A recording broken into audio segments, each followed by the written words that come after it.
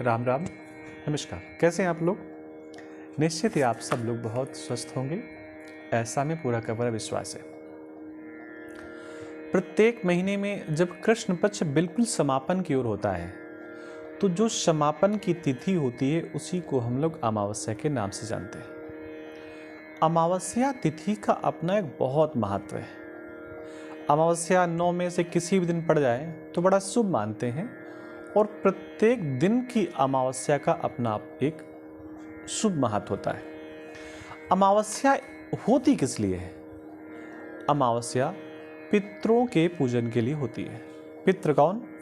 जो हमारे परिवार के बड़े बूढ़े बुजुर्ग लोग जो इस समय संसार में शारीरिक रूप से उपस्थित नहीं हैं, उन्हें हम पितृ कहते हैं। ऐसी अमावस्या पितरों के लिए होती है और ये अमावस्या अगर किसी कारण से शनिवार को पड़े तो ऐसा सामाजिक दृष्टि से कहा जाता है, इसको बहुत श्रेष्ठ नहीं मानते। लेकिन यही अमावस्या अगर सोमवार को पड़ जाए तो अगर किसी सनातन सनातन धर्म वाले व्यक्ति को मालूम पड़ जाए कि ये अमावस्या सोमवार को पड़ रही है, वो बड़ा प्रसन्न होता है। अपने लोगों से भी चर्चा करता है कि ये अमावस्या इस बार सोमवती अमावस्या पड़ रही है, इस बार सोमवार की अमावस्या पड़ रही है। तो इस वर्ष की जो सबसे समापन की अमावस्या है वो सोमवार को ही पड़ रही है। ये सोमवार का दिन 8 अप्रैल को पड़ रहा है। अमावस्या के दिन जैसा मैंने आपको बताया कि पितरों का पूजन करना चाहिए, स्पेशली ये अमावस्या पितरों के लिए है और ज़्यादातर स्थितियों में अमावस्या का जो पूजन है वो माताएं करती हैं। जैसा कि ये अमावस्या सोमवार को है तो सोमवार भूत भवन भगवान महादेव का दिन होता है और इस दिन पड़ने वाली अमावस्या को शिव और पार्वती का पूजन हर एक व्यक्ति को करना चाहिए। जिनके परिवार में किसी प्रकार का द्वेष रहता है, विघटन जैसी स्थितियां रहती हैं और स्पेशली पति और पत्नी के बीच में थोड़ा बहुत खटपट चलती है, तो उन्हें भगवान शिव और माता गौरी का पूजन ऐसी अमावस्या के दिन अवश्य करना चाहिए। नियम क्या है कि प्रातः काल उठ करके सबसे पहले भगवान महादेव का दिन चिंतन करें। देखिए, जिनका चिंतन प्रातःकाल विष्णु का करते हैं, गोविंद का करते हैं, अलग अलग नामों का करते हैं, तो हो सकता है वो प्रातःकाल महादेव का चिंतन न कर सके।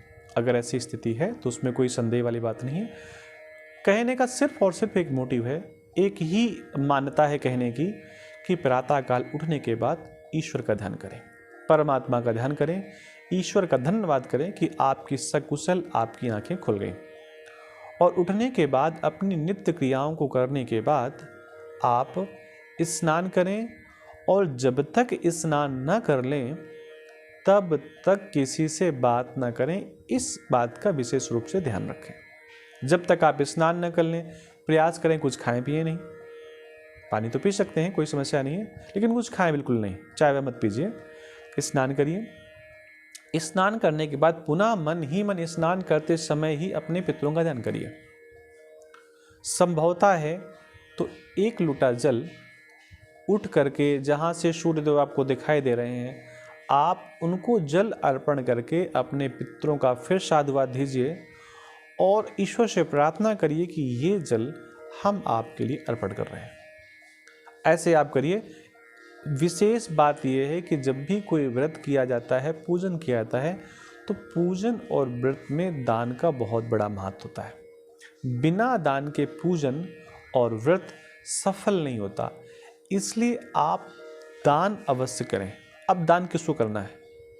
दान करते समय ध्यान रखें कि अगर आप इस कामना से पूजन कर रहे हैं कि हमारा पति और पत्नी के बीच में संबंध श्रेष्ठ रहे, तो ब्राह्मण दंपति को दान करें।